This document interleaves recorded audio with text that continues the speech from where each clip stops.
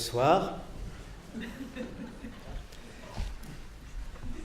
Je vais d'abord vous rappeler 3 choses.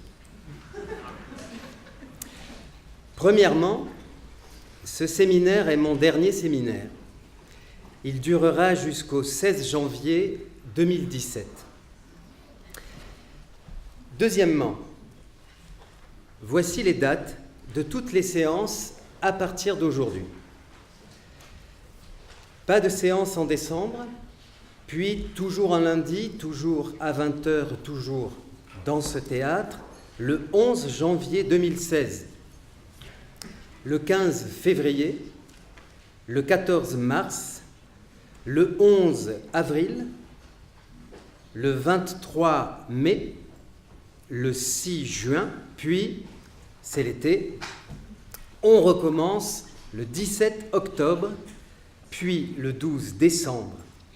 Enfin, l'ultime séance est le 16 janvier 2017, de 9h du matin à minuit. Troisièmement, pour ceux qui veulent me voir, parce qu'ils ont un problème à régler et des choses importantes à me dire, la permanence aura lieu le jeudi 12 novembre à partir de 15h au 29 rue d'Ulm, 2e étage. Je vous signale 2 livres. L'un est de moi. Il a pour titre « Le noir, éclat d'une non-couleur ». Le voici. C'est un essai sur les significations de la couleur ou non-couleur nommée noir. L'autre est un dictionnaire, le Badiou's Dictionary, avec tous mes concepts bien rangés par ordre alphabétique. C'est fait par plusieurs personnes et monté par Steve Corcoran. C'est excellent. Le voici.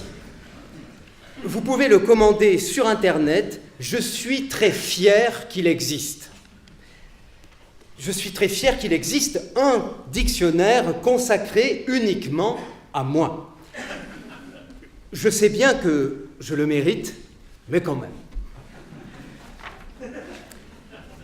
Le Badiou's Dictionary fait comme si je ne m'occupais que de philosophie, de politique, d'art, de mathématiques, des choses comme ça. Mais, c'est normal, il ne parle pas de ce qui me plaît vraiment, de mon vrai désir. Parce que moi, il faut bien que je vous le dise une fois pour toutes, ce qui me plaît, c'est la délation. Ce que j'aime, c'est écrire aux autorités, surtout la préfecture de police.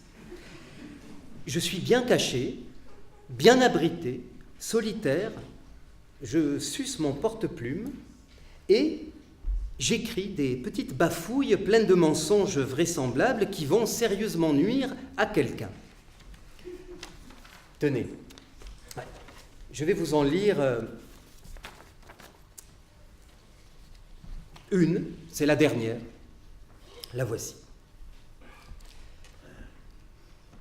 Monsieur le sous-préfet aux affaires de sécurité intérieure, je dois porter à votre connaissance que le nommé Ahmed Ben Malouf, habitant au 5 de la rue du Chien qui salope à Sarges-les-Corneilles, dans une mansarde du 7e étage, d'une part, d'après mes observations, n'a pas du tout ses papiers d'arabe en règle, vu qu'il regarde à droite et à gauche quand il sort de chez lui.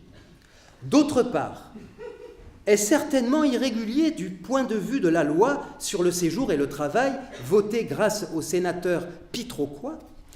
Les faits sont que le boucher m'a dit que cet Ahmed Ben Malouf avait fait chez lui plusieurs bricoles, comme de mettre les carcasses de vaches folles dans des sacs étanches pour qu'on ne les distingue pas des carcasses de vaches sensées. Et le dit boucher m'a confirmé dans mes soupçons, au vu de ce qu'Ahmed Ben Malouf a été incapable de lui présenter ni une carte de séjour, ni une carte de travail. Il a dit en guise d'excuse au boucher, qui me l'a rapporté tel quel, qu'il était dans notre pays depuis 33 ans et 8 mois, mais que la loi du sénateur Pitroquois faisait qu'il lui était impossible de renouveler ses papiers. Ce qui, entre parenthèses, prouve l'efficacité et le caractère national de la loi Pitroquois. Je tiens à vous dire que je n'ai rien de personnel contre le nommé Ahmed Ben Malouf, auquel je n'ai jamais adressé la parole. Mais, en tant que Français, je crois faire mon devoir en portant tous ces faits délictueux à votre connaissance. J'ajoute que le nommé Ahmed Ben Malouf est tenu par presque tout le monde dans la rue pour un brave homme tranquille qui rend des services et travaille autant qu'il le peut. Même le boucher, pour lequel il a transporté les carcasses de vaches folles, n'a pas vu de quoi alerter les autorités parce que, a-t-il prétendu devant moi, et en riant par-dessus le marché, on ne va pas embêter quelqu'un qui se décarcasse dans la carcasse pour 30 € la journée. Avec cette bonne réputation, il se pourrait que cet Ahmed Ben Malouf devienne un agitateur dans la rue. C'est pourquoi je vous indique qu'il sort en ce moment à 4 heures du matin, allant, prétend la concierge de l'immeuble voisin, éplucher les légumes dans un restaurant chinois de la capitale. Si vous tirez les conséquences de tout ce que j'ai pu observer, il sera certainement préférable de se poster non loin et de mettre un terme à sa carrière de clandestin et d'illégal, menaçant notre unité nationale à l'heure où les vrais Français dorment dans leur foyer et au milieu de leur paisible famille. C'est pas bien torché, ça, hein? Ah, voilà. Alors, bien sûr, ça ne va pas donner quand même qu'on le fusille au petit matin. Pas encore. Hein. La loi Pitroquois ne vous mène qu'à être enfermé un bon bout de temps dans des centres de rétention, puis expédié manu militari vers le pays pourri dont vous n'auriez jamais dû sortir. Je pense qu'avec le temps, on va améliorer les lois Pitroquois.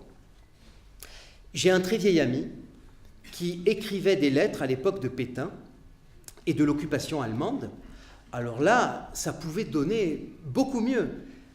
Vous repériez un juif, vous écriviez quelques lignes et paf, le gars tombait à la trappe. Remarquez, moi, qu'il soit juif ou arabe ou sénégalais ou même levantin, moi j'en ai rien à cirer. Hein. Ce qui me plaît, c'est d'agir, agir dans l'ombre. Évidemment, je ne me montre jamais. Et se montrer, c'est très dangereux. Regardez, Ahmed Ben Malouf, par exemple. Alors, il s'est montré, ce type. Il s'est montré au boucher, à la concierge, à moi. Et qu'est-ce qui va lui arriver, hein? On n'a jamais assez peur. C'est ce que je me tue à dire tous les soirs. Non, il faut écrire à la nuit tombante et mettre la bafouille dans une boîte aux lettres loin de chez vous.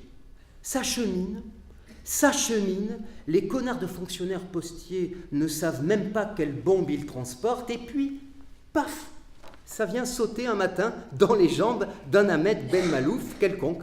Voilà, bien fait pour sa pomme. Hein. Il n'avait qu'à pas se montrer. Est-ce que je me montre, moi? Ce serait un comble si tous ces immigrés illégaux pouvaient se montrer et même jouir dans la rue d'une bonne réputation, alors que moi, instruit par l'expérience, je ne me montre jamais. Non seulement ils seraient ici alors qu'ils ne sont pas français, mais en plus, ils n'auraient pas peur.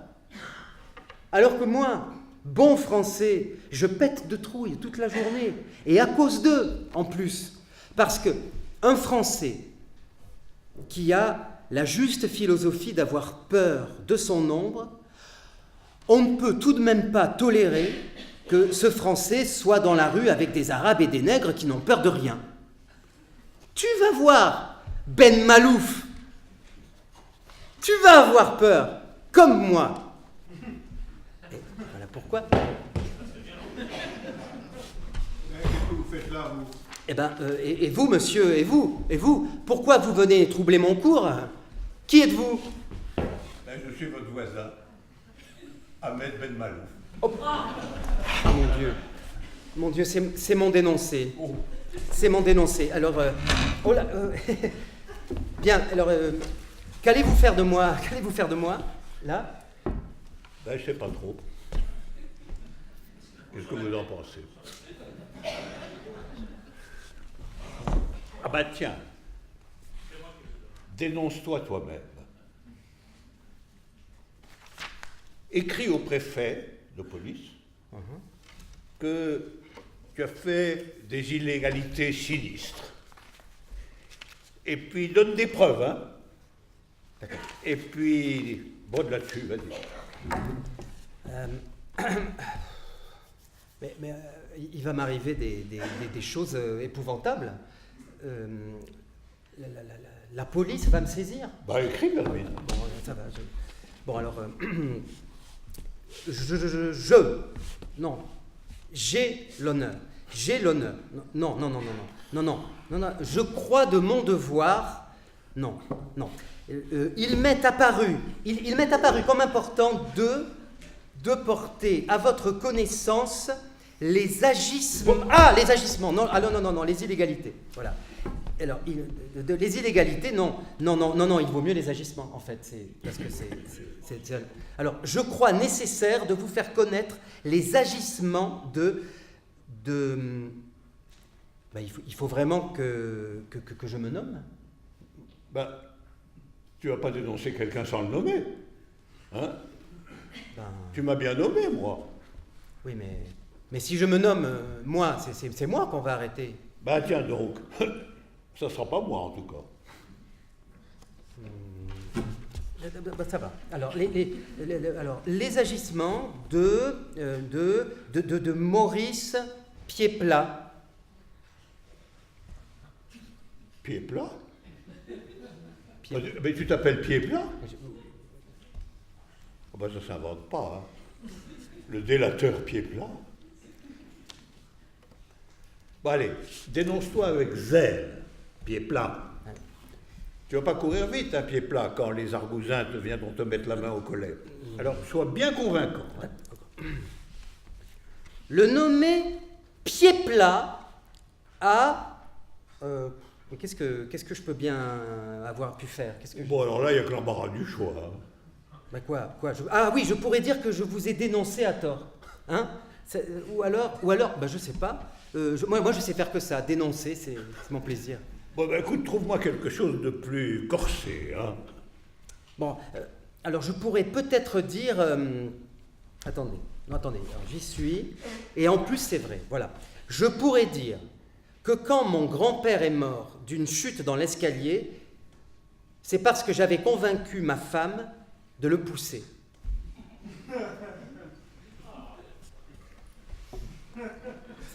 Ça va? Tu as fait assassiner ton grand-père par ta femme? Oui. Mais tu es une ordure inépuisable. Mais tu ne l'as même pas assassiné toi-même? Non. C'est un bon thème, ça fait une bonne lettre, quoi. Ça. Regardez, c'est en béton armé. Écoutez, hein. Alors, donc, les agissements du nommé Maurice Pied-Plat. Alors voilà, j'ai pu apprendre par son voisin, sous l'empire de la boisson, qu'étant en vacances à Conflans-Sainte-Honorine, le sieur Pied-Plat, demeurant ordinairement rue du Chien qui salope à Sarges-les-Corneilles, a écrit plusieurs lettres à sa femme pour la persuader que son propre père, un impotent qu'il fallait sortir tous les jours comme un animal pour la promenade, se préparait par testament à donner la petite fortune qui lui restait à l'association pour l'amitié avec les peuples arabes. Alors, déjà, la présence de ce vieillard incontinent et cacochime dans le foyer conjugal exaspérait les époux Pied-Plat, ayant déclaré à maintes reprises, en présence notamment du boucher de la rue et de la concierge de l'immeuble d'en face, que torcher le vieux tous les soirs, elle n'en pouvait plus, dit telle qu'elle. Vu les opinions nationales de Maurice Pied-Plat et de son épouse, née Foutrevaux, la destination arabe du testament du vieillard a été l'autre goutte propice au débordement du susdit vase. Moyennant quoi, harcelé par les lettres de son époux, Madame Pied-Plat a un jour poussé dans l'escalier le vieux qu'elle accompagnait pour sa promenade, lequel est tombé de haut en bas jusqu'à ce que mort s'en suive. L'affaire a été classée accident. Mais j'ai pu parvenir à la certitude que machiner depuis Conflans-Sainte-Honorine, c'est d'un crime bel et bien qu'il s'agit à Sarges-les-Corneilles. Je dispose de plusieurs preuves, et notamment d'une des lettres de Maurice Pied-Plat, qui éclaire d'un jour cru ce qui mérite le nom de « l'affaire de la rue du chien qui salope ». Je tiens ce document à votre disposition, à condition que vous ne me demandiez pas où je me le suis procuré. Voilà. Hein? C'est comme ça. Ça, c'est vraiment un de mes très très bons projets. C'est fin, c'est enveloppant. Pied-Plat est cuit. Ben, tu es cuit. Parce que c'est toi, Pied-Plat. Ah oui. Alors, en tout cas, hein, tu vas me mettre ça à la poste à la nuit tombante, hein, et gare à toi si je n'observe pas très très vite les conséquences. Hein.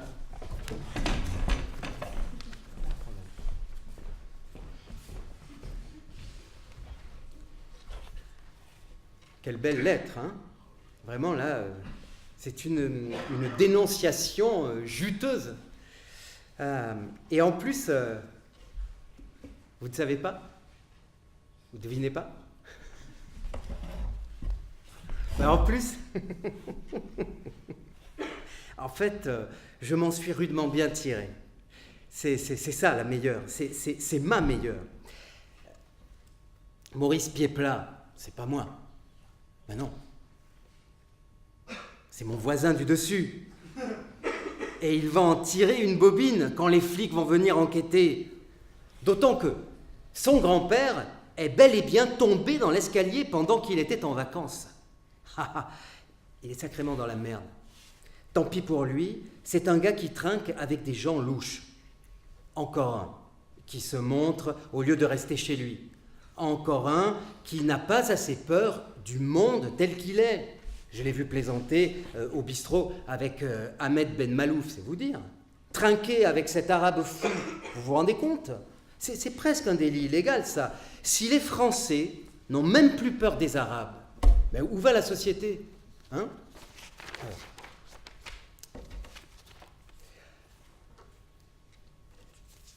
On va...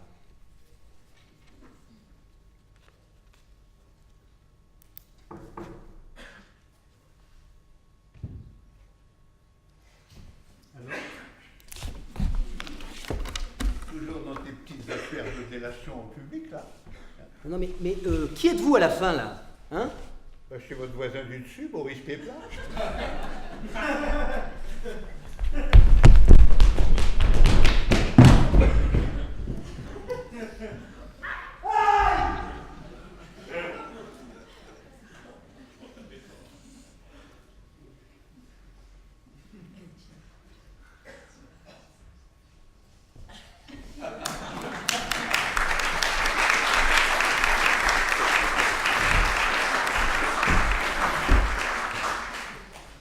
Bonsoir à tous.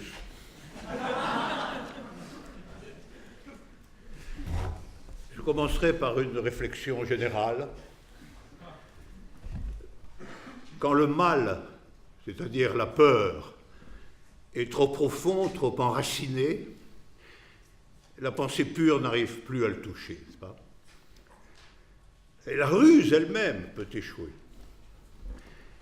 Et il faut le bâton. Et oui, il faut le bâton. La terreur, en somme. Un peu de terreur. Le moins possible. Mais jamais pas de terreur du tout. C'est comme ça, hélas. C'est comme ça, et c'est la raison pour laquelle je vais vous parler ce soir de la terreur. Comme vous le savez, la terreur exercée par les États qui se réclamaient du socialisme et du communisme au XXe siècle a été un argument principal, central, pour, en quelque manière, créer un consensus concernant le caractère intrinsèquement négatif, voire pervers de ces expériences, et, au fond, créer une sorte d'oubli général de leur signification. La terreur a été l'élément par lequel, d'une certaine façon, on a appréhendé l'ensemble de l'expérience, ce qui rendait tout à fait opaque d'autres éléments de cette expérience, comme par exemple le fait que des millions de gens dans le monde entier s'étaient passionnés pour cette expérience, avaient consenti pour elle les sacrifices les plus grands, chose qui ne peut pas s'expliquer en elle-même par la terreur, qui s'explique donc nécessairement autrement, et cet autrement, il faut l'envisager. Au fond, je pense que sur cette affaire de la relation entre politique révolutionnaire et terreur, entre politique communiste et terreur, qui est une histoire qui remonte quand même jusqu'à la Révolution française, jusqu'aux années 93-94, il y a eu, je pense, deux étapes. C'est ça que ça va être mon point de départ. Dans un premier temps, s'agissant en particulier des expériences communistes soviétiques et puis chinoises, du côté de la réaction ordinaire, on a dit que l'idée communiste était criminelle, ça on l'a dit dès le début, dès le XIXe siècle, on a affirmé que l'idéal de l'égalité intégrale était intenable. Et du côté des communistes, il faut bien reconnaître, on a nié toute existence de la terreur. Donc on a eu une affirmation dépréciative absolue d'un côté, et de l'autre une négation factuelle qui, évidemment, ne créait aucun espace d'intelligibilité de tout ça. Il y a eu ensuite une seconde séquence historique, dans laquelle en réalité nous sommes encore, où l'antitotalitarisme, appelons-le comme ça, la conception démocratique et antitotalitaire a affirmé en réalité l'existence d'un lien organique, d'un lien nécessaire, d'un lien irrécusable entre les idées révolutionnaires, communistes, considérées comme utopiques, et la terreur d'État. En réalité, nous sommes encore plus ou moins consensuellement dans cette vision des choses.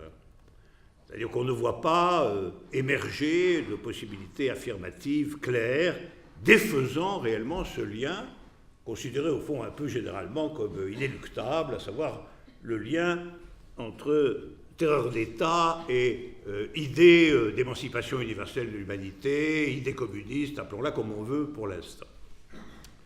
En particulier, a presque entièrement disparu l'idée qu'on puisse imaginer un bouleversement complet du régime de la propriété, et en particulier, comme le disait Marx, pour résumer son ambition, la progressive disparition de la concentration de la propriété privée comme règle sociale majeure, le fait que ceci soit nécessairement lié à la terreur d'État a entraîné pratiquement la disparition de cette hypothèse elle-même. Il y a eu pratiquement, vous pouvez lire partout ce qui se dit pour et contre l'état des choses actuelles, personne ne soutient que le cœur de la question, c'est la disparition de la propriété privée, qui était la formule de rassemblement idéal, telle que Marx la voyait spontanément dans le manifeste du Parti communiste. Alors je pense que sur cette question, qui est la question de la terreur prise dans ses différents biais, il faudrait ouvrir une troisième séquence. Après, au fond, celle de la querelle de sourds entre ceux qui affirment la criminalité de l'expérience et ceux qui nient des faits avérés de terreur. Après la seconde, dans laquelle le discrédit de l'idée au nom de la terreur est à peu près général, on pourrait ouvrir une troisième séquence où on affirmerait, je crois, 4 points différenciés, programmatiques. Premièrement, je crois la nécessité absolue de proposer une idée stratégique, quel que soit le nom qu'on lui donne, contre la mondialisation capitaliste actuelle, empêcher à tout prix que cette mondialisation apparaisse comme le destin inéluctable et unique de l'humanité dans sa vie actuelle. Et il est absolument clair qu'on ne peut se contenter en la matière de prôner des modifications locales et régionales. Il est certain qu'il faut, on constate les effets de son absence tous les jours, il faut une idée stratégique alternative, c'est-à-dire recréer la conviction que, au regard du processus d'organisation des sociétés humaines, il existe deux possibilités et non pas une seule. Ça, c'est le premier point. Je pense que nous paierons un jour un prix terrible si ceci n'est pas fait. C'est une prévision. C'est-à-dire, tant que nous resterons enfermés dans la conviction qu'en réalité, un seul modèle d'organisation des sociétés est actuellement défendable et positif, qui est celui qui nous domine, qui domine à l'heure actuelle tous les pays du monde, y compris la Russie, y compris la Chine, tant que nous resterons enfermés là-dedans, nous irons vers de redoutables catastrophes. Donc c'est le premier point. Le deuxième point, c'est la reconnaissance, la nécessité absolue de reconnaître le caractère terroriste de toute tentative d'incarner strictement cette vision dans un État. Et reconnaître que l'identification absolue de l'idée à l'État qui la réalise, ou aux formes de pouvoir qui la réalise en général, a en effet démontré son caractère non seulement mortifère, mais impuissant. Puisque, à la fin des fins, non seulement le prix payé pour cette expérience a été en effet extrêmement sanglant et considérable, mais en outre, elle s'est effondrée. Donc elle n'a même pas, comme argument possible en sa faveur, celui d'une durée historique et politique conséquente. Donc c'est le deuxième point. Le troisième point, c'est à mon avis de construire une interprétation nouvelle, une théorie historique sur les origines circonstancielles de cette terreur. J'entends par là le fait de délier cette terreur de l'idée stratégique elle-même, mais de montrer que les circonstances de cette idée, la manière dont elle a été pratiquée, les développements historiques qui ont été les siens, l'ont en effet affecté de ce que le point 2 reconnaît, à savoir le caractère indubitablement terroriste de la fusion entre idée d'émancipation et État. Et le quatrième point, ce serait la possibilité d'un déploiement politique de l'idée d'émancipation, de l'idée communiste, précisément orientée vers une limitation radicale de l'antagonisme terroriste et de son incarnation dans l'État. Autrement dit, l'idée, si vous me permettez de la formuler de façon dialectiquement paradoxale, c'est l'idée d'une minimisation de l'antagonisme dans la contradiction antagonique elle-même, c'est-à-dire de la possibilité d'un traitement tendanciellement non antagonique, c'est-à-dire non dictatorial, violent ou terroriste, de ce qui cependant est reconnu comme une contradiction antagonique. Il ne s'agit pas de dire qu'il n'y a pas de contradiction antagonique. Évidemment, s'il y a deux possibilités stratégiques, il y a une contradiction antagonique entre les deux. Hein, ça, c'est évident. Si on ressuscite une idée alternative, elle se constituera dans des figures d'antagonisme à l'ordre établi que nous connaissons aujourd'hui, à l'ordre dominant que nous connaissons. Mais la politique de cet antagonisme devra être définie de telle manière que, d'une certaine façon, le caractère terroriste de l'antagonisme lui-même et de son traitement, la nécessité d'un État terroriste pour incarner l'idée, soit non seulement limitée, mais progressivement éliminée. Alors, le noyau de toute l'affaire est, à mon avis, le suivant. Il est au fond assez simple. Bon, l'événement révolutionnaire, en tant qu'événement, l'événement révolutionnaire est, sous des formes très diverses, à l'origine de toute incarnation politique et historique de l'idée alternative. Appelons-la l'idée communiste, parce qu'après tout, on ne connaît pas tellement d'autres noms. Mais que l'événement révolutionnaire soit à l'origine, et qu'il y ait une ponctuation historique inéluctable, ne signifie pas que cette événementialité révolutionnaire soit la règle ou le modèle. Ce que je pense, c'est ceci. La terreur, qu'il faut reconnaître, la terreur a été en réalité l'insurrection ou la guerre continuée en temps de paix par les moyens de l'État. Et comme si l'État socialiste, l'État de dictature du prolétariat, peu importe son nom, comme si cet État était la coagulation, la forme figée et durable dans laquelle les moyens utilisés dans l'insurrection et dans la guerre devenaient en réalité aussi les moyens de la construction et de la paix. Alors, or, ce que je pense, c'est que même si l'idée neuve, l'alternative au monde actuel, a dû traverser les péripéties de la guerre et de l'insurrection, nous ne pouvons pas évacuer, ignorer ou prévoir même. Je pense que le point, c'est que la politique de cette idée, c'est-à-dire la construction de sa durée, parce qu'une politique, c'est la construction d'une durée spécifique, la construction de son durée ne doit jamais être réductible à l'insurrection ou à la guerre. Autrement dit, la réalisation politique de l'idée ne doit pas considérer que parce que la contradiction est antagonique, les formes spécifiques de cette durée sont toujours sur le modèle de l'affrontement guerrier. Parce que, comprenons bien que l'essence véritable du temps politique nouveau qu'il faut construire, son essence véritable n'est pas en soi la destruction d'un ennemi. C'est ça le point. La durée de la chose n'est pas la durée de la destruction de l'ennemi. La destruction de l'ennemi est une tâche éventuelle, circonstancielle, mais en réalité, la politique elle-même, elle n'est pas définissable dans son essence par la destruction de l'ennemi, mais par la résolution positive des contradictions au sein du camp révolutionnaire lui-même. C'est-à-dire le traitement effectif au sein du peuple d'une nouvelle configuration collective. C'est ça qui est visé et c'est ça qui doit constituer la nouvelle durée. Si la nouvelle durée est captive d'un modèle qui est le modèle de la guerre, en réalité, l'incarnation de cette idée sera un État terroriste. C'est inévitable.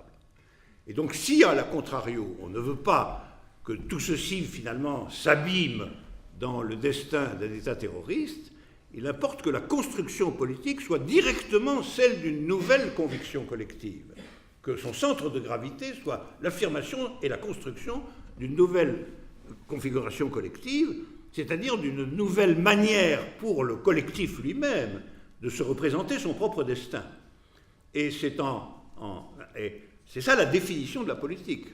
La définition de la politique, ça n'est pas en réalité le fait de construire un État qui soit chargé des tâches politiques de la Révolution. C'est que les tâches politiques de la Révolution, les tâches politiques de l'idée, les tâches politiques du communisme, comme vous voulez, c'est la construction politique d'une nouvelle configuration collective au sein du collectif, et non pas dans la figure de l'État séparé, même si cette figure doit être maintenue un temps assez long. Alors, pour stabiliser ce point, je pense qu'il faut repartir des deux dernières hypothèses qui ont précédé celles que je vous suggère ici concernant la terreur. Bon, vous savez que la discussion sur les chiffres demeure très, très, très importante et qu'on se jette à la tête les millions de morts. En réalité, je pense qu'il faut reconnaître pleinement la violence et l'étendue de la terreur stalinienne. Il ne s'agit pas d'être rétracté ou défensif sur ce point, il faut au contraire la reconnaître. Et il faut reconnaître que cela tient pour part aux circonstances, parce que je rappelle que jusqu'à présent, les circonstances de l'avènement positif de l'autre hypothèse, c'est-à-dire de l'hypothèse qui ne serait pas celle de la perpétuation du capitalisme impérial, ces circonstances ont partout été celles de la boucherie mondiale, c'est-à-dire celles des guerres interimpérialistes. Donc des guerres dans lesquelles le communisme n'était pour rien. Je regrette, ce n'est pas le communisme qui a déclenché la guerre de 14 ni la guerre de 40. Il a même désespérément cherché à rester extérieur autant qu'il le pouvait à ces guerres avant de s'y engager de façon déterminante.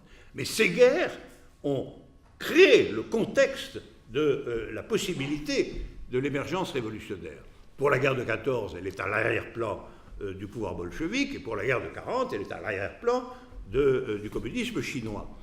Donc il faut tout de même se rappeler que la violence singulière de ces révolutions et que leur naissance elle-même s'est faite dans une violence radicale, singulière et mondiale dont elles n'étaient aucunement responsables, mais dans laquelle elles ont trouvé, par les accidents de l'histoire, les ressources de leur déploiement. Ces circonstances ont été aussi la pénurie constante de cadres révolutionnaires expérimentés. C'est un point très important, parce que quand vous n'avez pas de cadres révolutionnaires expérimentés, vous avez des opportunistes qui s'infiltrent évidemment dans le parti victorieux.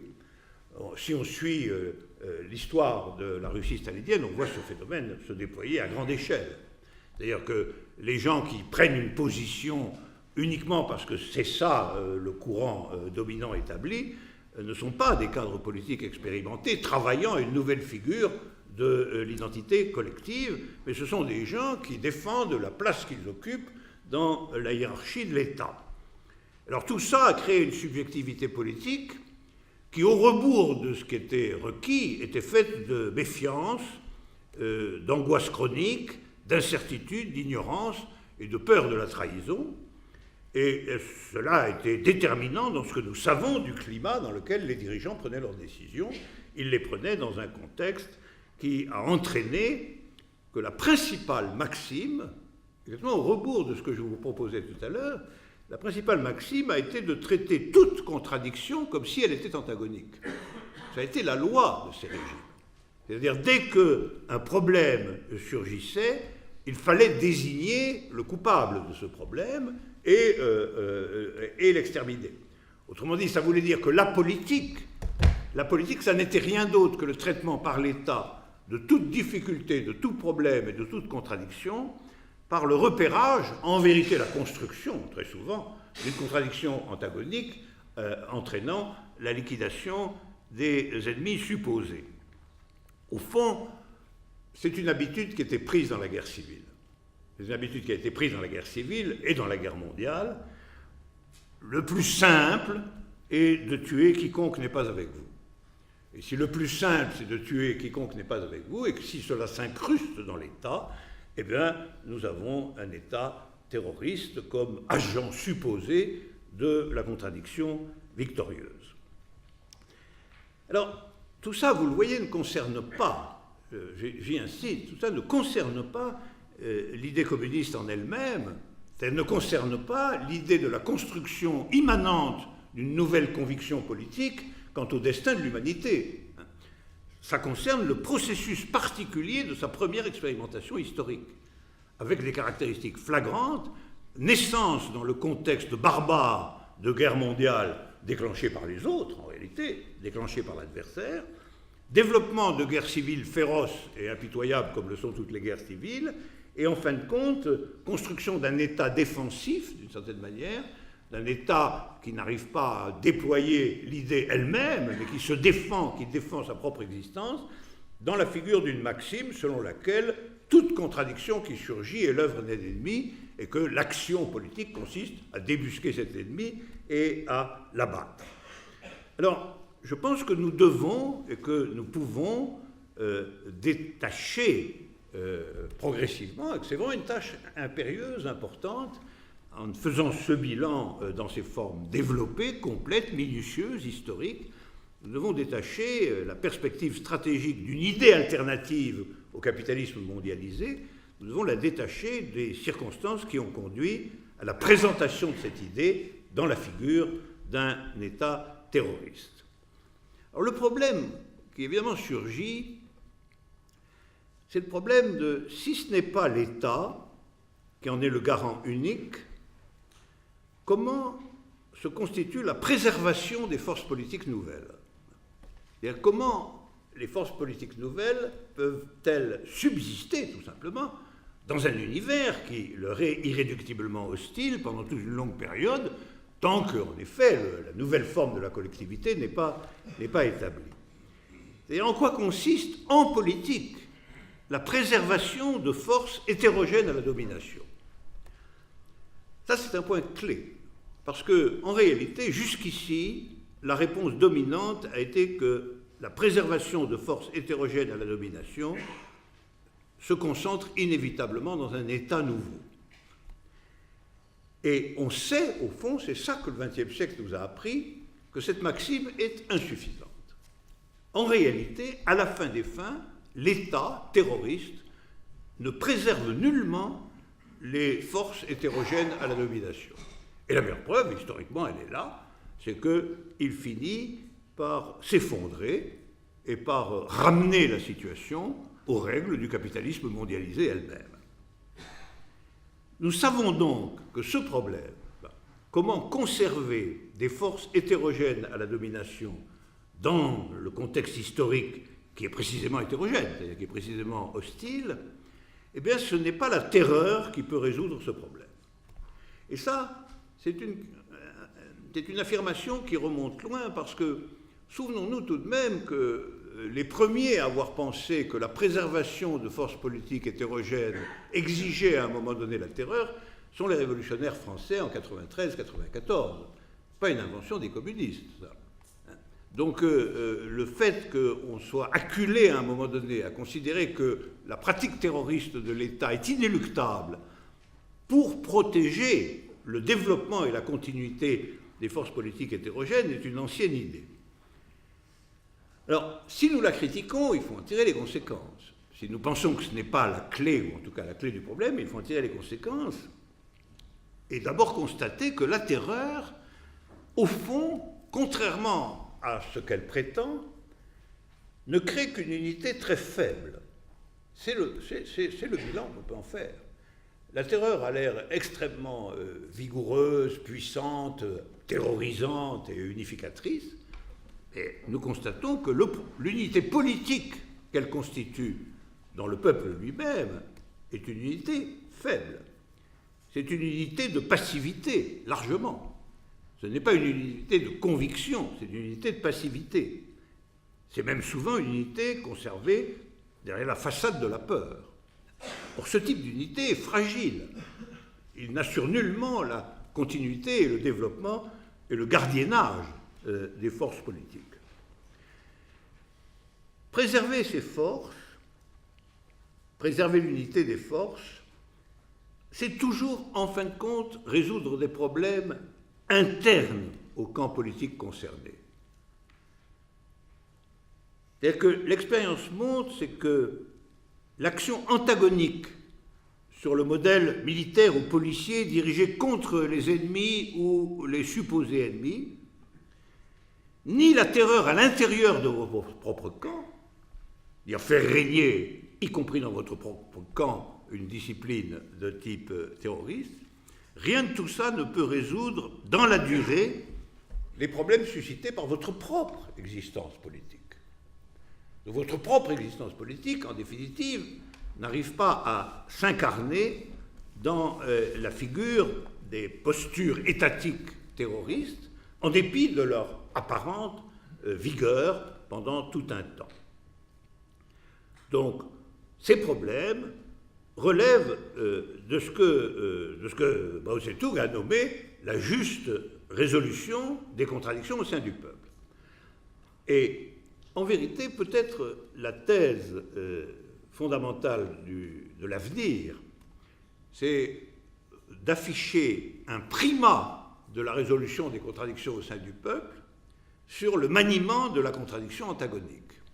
C'est-à-dire considérer que les figures par lesquelles se construisent de l'intérieur de votre propre camp politique la position et la solution des problèmes sont une garantie de gardiennage de la force politique beaucoup plus consistante que la terreur imposée par un appareil séparé. Alors pour complètement comprendre ce point, il faut insister sur une chose qui est très, très simple, mais qui est très, très peu admise. C'est que la politique, c'est la recherche de solutions à des problèmes politiques. C'est-à-dire que la politique, ce sont des problèmes, et c'est le mouvement de solution de ces problèmes qui constitue la garantie de la durée d'une politique. Autrement dit, la politique de type émancipatrice, de type communiste, est une activité immanente. C'est pour ça que ça a à voir avec le cours qui se fait ici, sur l'immanence des vérités. C'est une vérité immanente, c'est-à-dire c'est une activité qui est sous le signe d'une idée partagée. Ça, c'est fondamental. Elle n'est pas sous le signe d'une peur partagée, ni même sous le signe d'un intérêt partagé. Les deux variantes du problème. Au fond, la doctrine économiste, c'était que tout rassemblement se fait dans la figure d'un intérêt partagé. Et la vision terroriste, ça a été toute unité se fait, à la fin des fins, dans la figure d'une peur partagée. Une peur partagée de l'ennemi et des moyens disposés contre l'ennemi, les deux à la fois. En réalité, l'activité unifiée se fait sous le signe d'une idée partagée, c'est donc une activité subjective. D'abord, c'est la construction d'une subjectivité politique forte qui est portée et modulée par des différences, en réalité, d'abord, pas par des unités. Et c'est là le traitement en problème des différences qui crée l'unification, et ce n'est pas une activité déterminée par des contraintes extérieures. Autrement dit, il faut se délivrer de la prédominance supposée de l'économie, qui induit le fait que la politique, c'est en réalité l'expression d'intérêts communs, en même temps qu'il faut se débarrasser de l'idée que toute unité relève à la fin des fins du formalisme juridico-policier de l'État. Alors moi je dirais, tout problème politique, et la politique ce sont des problèmes, tout problème politique se ramène à un problème d'unité d'orientation, de construction aussi lente et longue qu'il le faut, c'est un problème très important, problème d'unité d'orientation sur une question collectivement définie comme étant la question principale du moment ou de la situation. C'est ça, la politique. La politique, c'est en état de constituer l'unité subjective sur le fait que tel ou tel problème est le problème principal du moment, et sur cette base-là, de définir une orientation commune.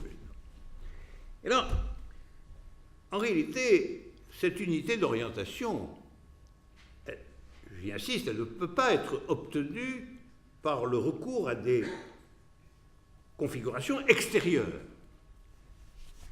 Que ce soit la concentration de l'économie dans la forme d'un intérêt commun, ce qu'est la vision capitaliste elle-même, en réalité, ou que ce soit l'appartenance à un camp structuré par des rapports de force. Elle ne peut être obtenue qu'en traversant et en activant, par la discussion et l'invention collective, les différences constitutives de tout être multiple. Même une victoire contre l'ennemi, elle dépend de l'unité subjective qui a été celle des vainqueurs, elle ne dépend de rien d'autre en fin de compte. Et si elle n'est pas construite sur l'unité subjective qui a été celle des vainqueurs, eh bien nous savons que c'est une fausse victoire. C'est une leçon majeure de l'histoire du XXe siècle. Et au fond, le XXe siècle a été truffé de fausses victoires. Fausses victoires qui avaient un écho considérable, qui étaient très apparentes, mais qui n'étaient jamais que des fausses victoires, parce que la figure d'unité subjective et du processus d'unité subjective qui était à l'arrière-plan de ces victoires était elle-même précaire ou inexistante. Entre parenthèses, c'est la conscience que Lénine a très tôt, hein. Dès les années 20, Lénine est convaincu qu'en effet, on n'a pas réalisé véritablement une unité collective politique digne de la situation, et que par conséquent, on va remplacer cette unité par une unité bureaucratique et étatique qui ne fera rien de recevable, rien d'acceptable, ce qui s'est finalement passé. Autrement dit, la clé d'un traitement victorieux des antagonismes, c'est-à-dire du conflit avec l'ennemi, réside au long cours dans la juste résolution des contradictions au sein du peuple, ce qui est en réalité la définition de la démocratie réelle, juste résolution des contradictions au sein du peuple par position collective des problèmes et définition d'une orientation. Là, vous voyez, la terreur, je reviens à elle. La terreur, elle affirme que la coercition étatique est seule à la mesure des menaces qui pèsent sur l'unité du peuple en période révolutionnaire. C'est ça. Elle essaie de s'estimer, de se montrer elle-même comme la seule à la mesure des menaces qui pèsent sur l'unité du peuple en période révolutionnaire. Et il faut bien reconnaître que c'est une idée qui emporte l'adhésion subjective de beaucoup, quand le péril est très grand et quand la trahison est très répandue. On peut éclairer aussi, expliquer pourquoi de longues séquences, de brèves séquences, les deux de terreur ont pu bénéficier d'un accord populaire assez large. C'est toujours parce que, dans des conditions où il apparaît que le péril est immense et où la trahison est apparemment très répandue, cette idée est séduisante. Ceci dit, la terreur n'est jamais la solution d'un problème. Moi, c'est ce que je pense absolument. La terreur n'est jamais la solution d'un problème.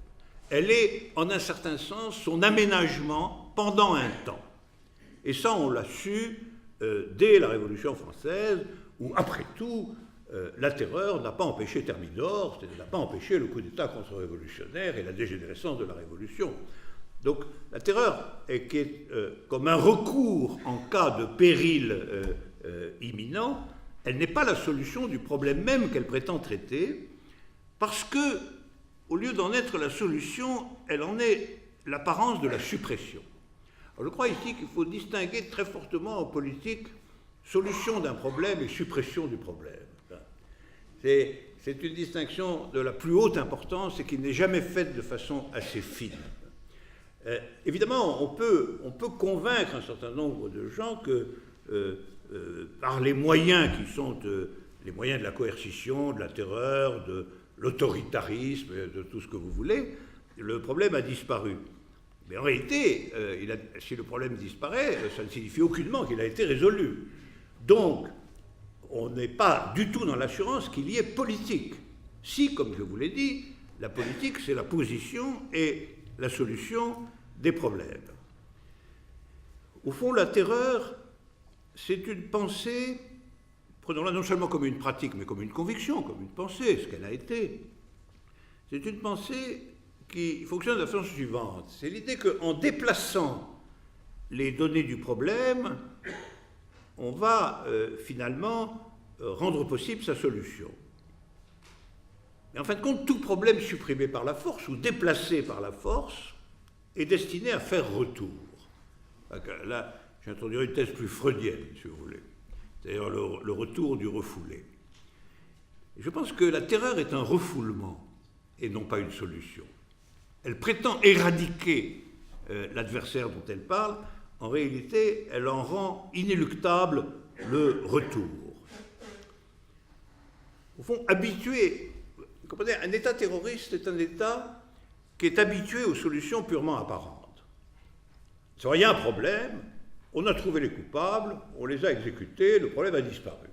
En réalité, le problème est toujours là, parce que ce n'était pas l'existence de coupables qui le constituait, c'était que le problème avait été mal posé, mal discuté, mal résolu, et qu'on substituait à cette absence de solution effective l'idée qu'il y avait des ennemis. Ce qui va se passer, c'est que le personnel de l'État lui-même va finir par reproduire à l'intérieur la trahison qu'il a pourchassée à l'extérieur. Et on s'aperçoit en effet que la caractérisation de l'État terroriste, c'est qu'il est lui-même infecté de traîtres. Si on prend traîtres des gens qui ont abandonné l'idée directrice ou l'idée stratégique de la Révolution et qui sont là pour d'autres raisons que cette idée. Ils sont là pour d'autres raisons. Pour la raison du confort, du fait que c'est les autres qui ne travaillent pas vous, du fait que vous avez une autorité locale, du fait que... etc. etc.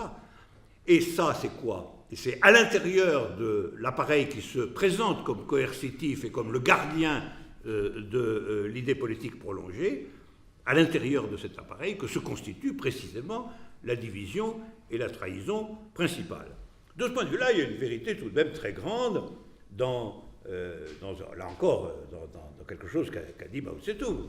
Qu'a dit, on nous demande toujours, puisque nous sommes dans un pays socialiste, on nous demande toujours où est la bourgeoisie. Eh bien, c'est très simple, il dit, la bourgeoisie, elle est dans le Parti communiste. Et voilà, et ça c'était bien vrai, parce que d'une certaine façon, à partir du moment où le parti ou la figure de l'État n'est plus investi par la conviction émancipatrice, à partir du moment où l'État socialiste n'a plus aucun rapport avec le déploiement de l'idée communiste, d'une certaine manière, ça veut dire que l'appareil coercitif lui-même se maintient par la terreur dans des projets ou dans des intentions qui n'ont plus rien à voir avec l'hypothèse initiale. Alors au fond, pour éviter le court-circuit terroriste, qui est une impatience menant à la trahison, il faut, et c'est essentiel, donner à la formulation des problèmes et à leurs solutions le temps requis. La protection de la politique, c'est la construction d'une temporalité spécifique, et d'une temporalité qui, d'une certaine façon, a pour emblème principal la patience. Alors, ce que j'appelle patience, c'est de ne pas rivaliser avec le temps de l'adversaire. Ça, c'est un point aussi d'une grande difficulté. Les emballements révolutionnaires ont toujours consisté à dire on va faire mieux que l'adversaire beaucoup plus vite. Alors, c'était les mots d'ordre, rattraper l'Angleterre en 5 ans, etc. Créer une espèce de déchaînement, en particulier de l'appareil productif, qui conduisait à utiliser de façon récurrente le travail forcé et aussi le trucage. C'est-à-dire aussi le fait que les statistiques données par les cadres subalternes du parti étaient toujours falsifiées parce qu'il fallait il fallait rattraper l'Angleterre en 5 ans. Alors évidemment, le gars qui était cadre du parti dans une préfecture provinciale, il fallait qu'il dise que lui, dans sa province, il avait dépassé l'Angleterre déjà depuis longtemps. Et donc, personne ne savait plus ce qui se passait réellement. Et cette obscurité interne à l'excitation terroriste et à la rivalité avec l'adversaire doit absolument être évitée. Au fond, disons-le comme ça, c'est un bilan très important du siècle dernier. Le temps politique de l'idée communiste, le temps politique de la stratégie de construction d'un autre monde ne doit jamais rivaliser avec le temps établi de la domination et de ses urgences. Et ça veut dire que la temporalité elle-même est dissymétrique. Et qu'on ne peut pas s'engager dans une temporalité politique qui symétrise la temporalité politique de l'adversaire. Au fond, rivaliser avec l'adversaire, en ce sens-là, ça conduit toujours au semblant de la force et non à son réel. Ça consiste à ériger la norme de la force dans la figure du semblant. Au fond, il faut poser que le communisme n'est pas en rivalité avec le capitalisme. Ça peut paraître tout à fait paradoxal, mais il n'est pas en rivalité avec le capitalisme. Il entre avec lui dans une relation dissymétrique. Et une relation dissymétrique n'est pas une relation de rivalité, parce que pour qu'il y ait une relation de rivalité, il faut que l'objectif soit le même. Et vous rivalisez, comme les coureurs dans une course, vous rivalisez pour arriver premier, mais le but final est le même. Or, les conditions dramatiques de la mise en œuvre des moments de rivalité avec l'adversaire, qu'il s'agisse de la manière dont se sont installés les plans quinquennaux soviétiques, mais aussi, il faut bien le dire, le grand bond en avant de Mao par beaucoup de côtés, c'était des constructions forcées. Ça impliquait un forçage, c'est une dénaturation de l'idée stratégique et en définitive l'obligation de la terreur. Parce qu'à la fin des fins, à force d'échouer dans cette rivalité, vous pensez qu'elle ne peut être obtenue que de manière coercitive. Il y a en politique une nécessaire lenteur. Une lenteur démocratique et populaire, qui est propre au temps de la juste résolution des contradictions au sein du peuple. La juste résolution des contradictions au sein du peuple, ça prend du temps.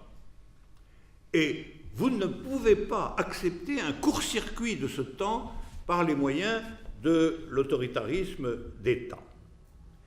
Vous savez que les capitalistes se sont toujours moqués du fait que dans les usines socialistes, on travaillait assez lentement et parfois même assez peu.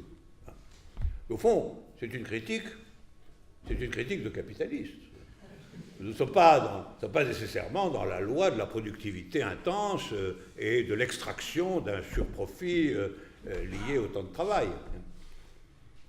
Alors, il y avait des plaisanteries là-dessus dans le monde socialiste lui-même. On disait c'est un monde très équilibré parce que nous faisons semblant de travailler et ils font semblant de nous payer.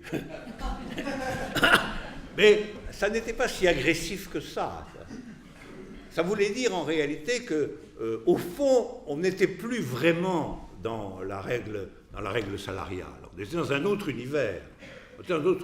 Où finalement aurait dû régner le fait qu'on travaillait parce qu'on avait la conviction qu'il fallait travailler, et pas pour le semblant du paiement ou le semblant du salaire. Après tout, le communisme, c'est aussi la fin du salariat. Enfin, dans ses données primitives, ça a toujours été la fin du salariat.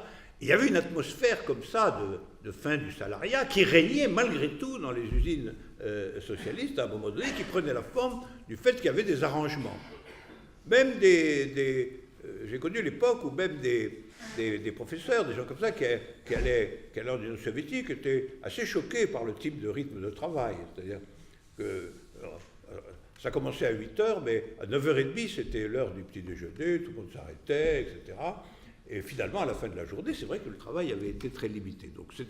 Et moi, plutôt que de m'en moquer comme d'une carence, je dirais volontiers que c'était le dernier débris de socialisme présent dans l'URSS de cette époque. On n'était pas encore dans ce que nous connaissons aujourd'hui, c'est-à-dire la cadence, la norme, l'évaluation, la rentabilité, etc. Il y avait un côté, un accord un peu général pour travailler, et évidemment, ce qui manquait, c'était la conviction subjective liée au problème productif lui-même. C'était le fait que le problème productif était coincé entre soit on ne fait pas grand-chose, soit c'est le travail forcé. C'était quand même un peu la situation soviétique. Et quand il n'y a plus vraiment le travail forcé, ben le non-travail s'est imposé lui-même comme étant la meilleure solution. Mais entre les deux, le travail forcé, y compris forcé par le salariat, et finalement le travail désorganisé ou trop lent, etc., il y a quand même autre chose qui est justement le travail collectivement décidé dans des conditions éclairées pour ceux qui travaillent.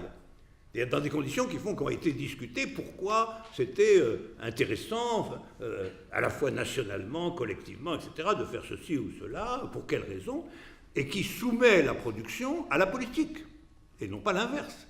C'est-à-dire qui fait que la production elle-même doit être soumise à la discussion au sein du peuple, à la solution des problèmes, à la constitution des problèmes, dans une modalité qui n'est pas réglée de l'extérieur par la nécessité de la rentabilité concurrentielle, comme c'est le cas chez nous. Chez nous, en ce moment, on y est en plein, il faut travailler plus pour gagner moins, parce que de toute façon, c'est ce que font les autres ailleurs, et donc le régime de la concurrence spécifique se substitue à l'idée émancipée du travail comme ce que je fais parce que j'ai la conviction que c'est intéressant pour moi et pour les autres de le faire. Or, il n'y a pas à discuter. Si l'organisation collective est différente dans son noyau, ça porte là-dessus à la fin des fins. Ça porte sur le statut effectif du travail et la relation ou la non-relation du travail à l'argent et à la circulation monétaire en tant que telle. Et si on ne touche pas à ce point, eh bien, d'une certaine manière, c'est que l'on n'est pas dans une orientation réellement hétérogène. Autrement dit, finalement, y compris la question du temps de travail, elle n'est pas mesurable de la même façon selon qu'elle est rapportée à la production de plus-value pour le propriétaire de l'entreprise, c'est-à-dire les profits de l'oligarchie, ou selon qu'elle est rapportée avec une vision nouvelle de ce que doit être la vie des gens, évidemment. La vie des gens, y compris la vie des gens au travail. C'est ce qui nous est essentiel dans l'idée d'une alternative, c'est d'affirmer que notre temps, le temps au sens de la temporalité, n'est pas celui du capital. Alors, moi je dirais ceci, la terreur, loin d'être une conséquence de l'idée stratégique communiste, la terreur résulte en fait d'une fascination par l'adversaire. Et là, le capitalisme a été le serpent crottal du communisme, c'est ça la vérité. Fascination pour l'adversaire, d'une rivalité mimétique avec lui.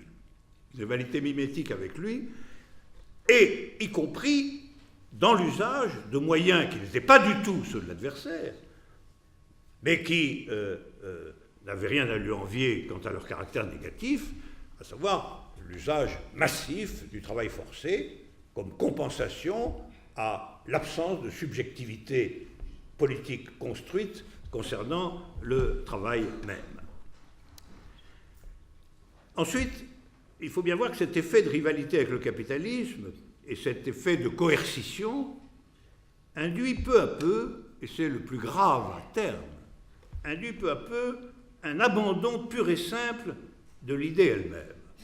L'idée elle-même, l'idée qui seule justifiait, y compris cette pseudo-rivalité, l'idée qu'on construisait un monde alternatif, un monde différent de celui qui existait, cette idée elle-même est, en définitive, épuisée petit à petit par une sorte de violence paradoxale qui consiste à vouloir obtenir les mêmes résultats ou des résultats supérieurs, y compris par les moyens de la coercition pure et simple, alors que précisément ce qui a été désiré et en partie créé, c'était des conditions nouvelles qui, justement, ne pouvaient pas obtenir les mêmes résultats parce qu'elles n'étaient pas dans la même norme.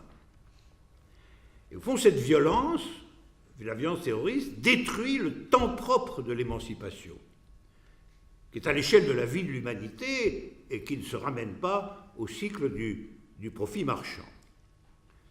Et alors, à la fin de tout ça, à la fin de ces violences considérables destinées à construire un univers alternatif dans des conditions qui finalement sont fascinées par la productivité du type adverse, à la fin on voit apparaître des gens comme Gorbatchev ou les actuels dirigeants chinois, finalement dont le seul but est d'être admis comme des gens raisonnables, civilisés, dans le petit groupe de l'oligarchie capitaliste internationale. C'est-à-dire des gens qui veulent à tout prix être reconnus par leurs supposés adversaires. Et des gens encore pour qui l'idée n'a plus aucun sens. Des gens pour qui l'idée stratégique n'a plus aucun sens. Finalement, des gens pour qui, à la fin des fins, le but de la différence aura été de conquérir un pouvoir dans l'identité. Alors on s'aperçoit alors que quand même, la terreur n'a abouti qu'à la renonciation. C'est tout de même un point essentiel. La terreur n'a abouti qu'à la renonciation, précisément parce qu'elle n'a pas permis la conservation des forces et leur déplacement, et elle n'a pas consacré l'essentiel du temps, comme toute pensée politique le doit, à cette préservation.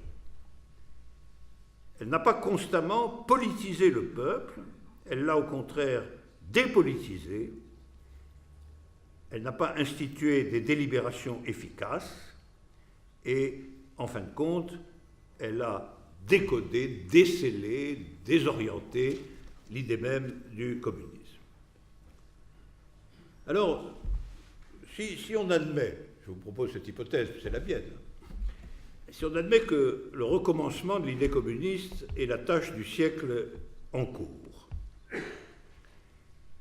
je pense que l'idée d'urgence révolutionnaire sera remplacée par ce que j'appellerais son esthétique, au sens de Kant.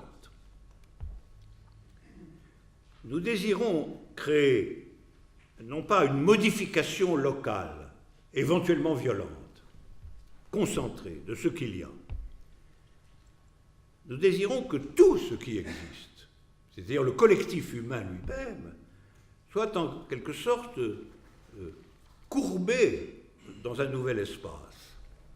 c'est-à-dire installé dans une nouvelle dimension du point de vue de sa temporalité générale. Et alors, nous trouvons à ce moment-là dans l'idée ce qui lui a fait défaut dont la cause et le prix payé a été le recours à la terreur, au travail forcé et au primat absolu de l'antagonisme. On trouvera l'absolue indépendance des lieux et du temps. Et ça, c'est la condition sine qua non d'un nouveau monde, bien plus que le problème d'un nouvel État. Alors on peut le dire autrement, tout ce qui importe, c'est que l'idée gouverne la temporalité politique et qu'elle puisse unifier, en réalité, les trois termes constitutifs de toute situation historique, à savoir le mouvement de masse, l'État et l'organisation politique.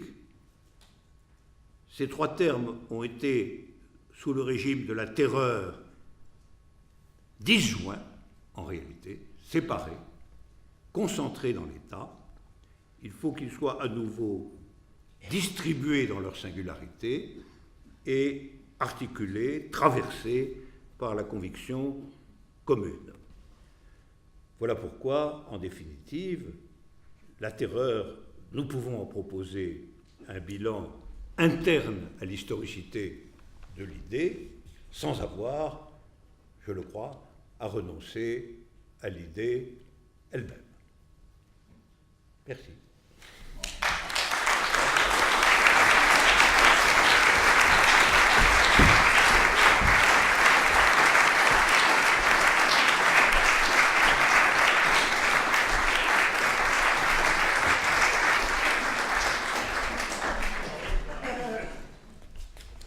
Il a un drôle d'heure. Hein.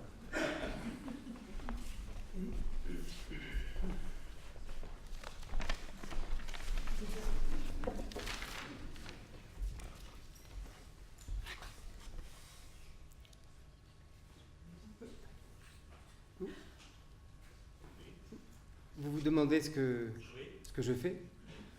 Eh bien, je fais ce que vous ne faites pas souvent. Je cherche. Je cherche une idée. Je cherche une idée. Il y a des gens qui croient que les idées, ça se trouve là-bas en haut, hein, presque dans le ciel. Par exemple, je connais un philosophe, le nommé Platon, un grec.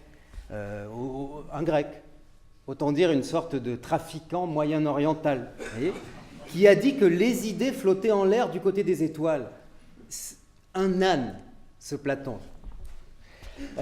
Les vraies idées, on les trouve au ras du sol, au milieu des épluchures et des crottes de chiens. Une fois, j'ai trouvé une idée formidable. Vous savez où? Dans une poubelle, entre une couche culotte pleine de caca et des coquilles d'œufs pourries. Une idée comme on n'en trouve pas beaucoup dans la vie, et même en passant, comme moi, avec son nez dans les détritus. Bon, allez, vous brûlez d'envie d'entendre cette idée. Normalement, je ne dis pas mes idées. Je les garde. Je ne les dis à personne. Il faut se méfier de tout le monde, rester barricadé chez soi et garder ses idées dans son portefeuille. Celui qu'on met sous l'oreiller, au moment de s'endormir. Mais cette idée-là, celle-là, c'est une vieille idée. Alors, je l'ai complètement usée, je peux vous la donner. C'était un collier de chien avec la plaque, le nom, l'adresse. Oui, parce que je dois vous dire que les bonnes idées, elles ne sont pas du tout comme le prétendait le Léventin, dont je vous causais tout à l'heure, le trop fameux Platon. Elles ne sont pas invisibles, célestes et tout le tremblement, non. Comme tous les Levantins, ce Platon était une saloperie d'intellectuel. Pour tout vous dire, une idée, ça n'a rien d'idéal. Ça se présente comme un bon petit objet crasseux, ou un papier froissé, ou un trognon de pomme. Et là, il s'agissait d'un collier de chien, avec, marqué dessus, « Médor, propriété de Maurice Pied-Plat, 5 rue du Chien qui salope, Sarges-les-Corneilles. » Et le numéro de téléphone idoine. Elle sentait bon, cette idée, parce que, déjà, appeler son chien Médor, de nos jours, c'est d'une connerie à faire peur. Ensuite, être un chien et habiter rue du Chien qui salope, c'est grotesque. Ensuite, appartenir à un nommé Maurice Pied-Plat quand on est un Médor, c'est à faire peur. Mais le plus fort de l'idée, ce qui faisait que c'était vraiment une idée, c'est que Maurice Pied-Plat est mon voisin du dessus. Parce que moi aussi, j'habite rue du Chien qui salope, mais moi, je ne suis pas un chien. J'ai le droit. Un type à lunettes, ce Pied-Plat, une sorte de progressiste pourri, il reçoit même des nègres clandestins chez lui, enfin, on ne peut pas croire des choses pareilles, quoi. Alors, j'avais bien vu qu'il avait changé de chien récemment, cet enfoiré de Pied-Plat. Il avait un clébard horrible avec des longues oreilles rousses, ça devait être le Médor en question. Et maintenant, il avait un autre clébard affreux, avec le poil blanc, tout ras, une gueule implorante, une gentillesse à vomir. Je suppose que vous voyez l'idée. Non? Tout comme si c'est vous qui l'aviez trouvé en farfouillant dans la poubelle? Non, bon, vous la voyez pas l'idée, pas vraiment. Bon, alors, eh bien, vous n'êtes pas des idéalistes, vous. Voilà. Moi, je suis un idéaliste professionnel. Alors, j'ai vu en une seconde que ce collier de chien était une idée. Vous guettez le nouveau chien de Pied-Plat. Un jour, où il baguenaude dans les escaliers, vous l'attirez avec un sucre. Il est tellement gentil et cornichon, ce clébard, qu'il vous suit dans votre appartement en remuant la queue comme un crétin de chien qu'il est. Et là, vous lui filez un grand coup de marteau. Ça, c'est le plus difficile de l'idée. Hein. Paf! Bon. Mais dans toute bonne idée, il y a toujours des morceaux difficiles. Alors, un idéaliste professionnel comme moi ne va pas se contenter d'idées toutes simples. Tuer un clébard à coups de marteau, c'est une idée assez complexe, mais on y arrive. Bon, il faut le poursuivre après, il faut l'achever, parce qu'un chien ne peut pas crever comme ça, au premier coup. L'idée serait trop facile. Alors, il a tendance à courir partout, à mettre du sang sur la moquette. Il gémit, il flageole, il vous regarde avec l'air de demander quelque chose. Il faut s'appliquer. À la fin, il reste par terre, avec sa caboche défoncée et la langue à moitié crachée. Force reste à l'idée. Alors, vous lui enlevez son collier, et vous savez ce que je lis sur le collier de ce nouveau clébard? Non. Avec le nom ridicule de son propriétaire, toujours, Pied-Plat, et l'adresse, et le numéro de téléphone, je lis Noiraud. Vous vous rendez compte? Il avait appelé son premier clébard Médor, comme un plouc du 19e siècle, et son second clébard, qui était tout blanc, il l'avait appelé Noiraud.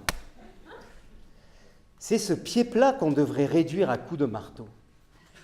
Ça viendra quand on aura de nouveau l'ordre mental dans ce pays, quand on récompensera les idéalistes. Bref, une fois arraché le collier tout fumant de Noiraud, je le remplace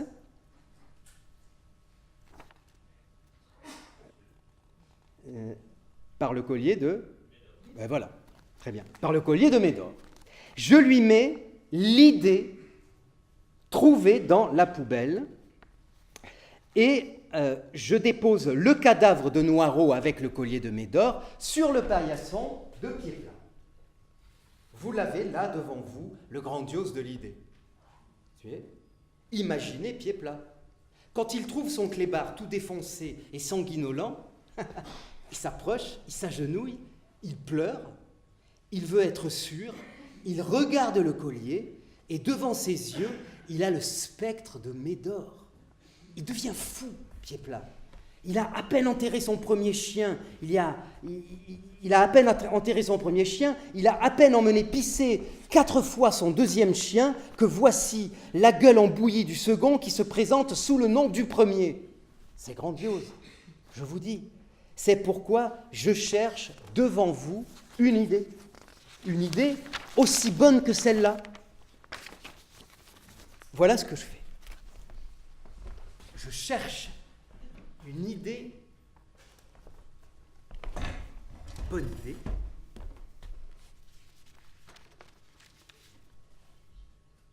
je vais trouver une idée. Il va me falloir une idée. Je pourrais trouver. Une idée. Mais qui êtes-vous? Mais qui êtes-vous? Non mais...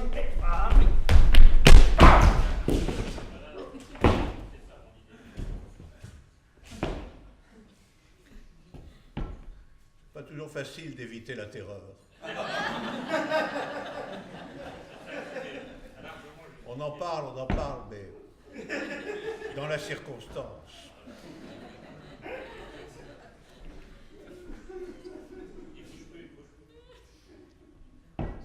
Marquez, c'est peut-être pas la terreur. C'est juste le conflit de 2 idées. C'est Platon qui va être content. C'est une querelle d'idéalistes.